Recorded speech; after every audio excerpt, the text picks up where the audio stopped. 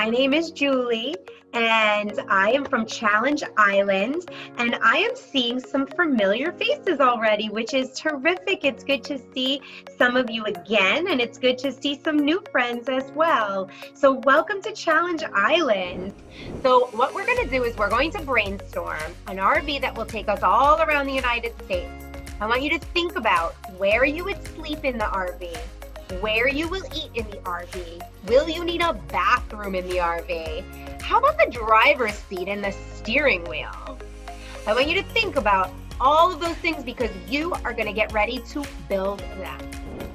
So it looks like Hannah and Kona are using sheets and couches, and it looks like they're covering a table, maybe the TV over there. I can't really tell what all they're covering.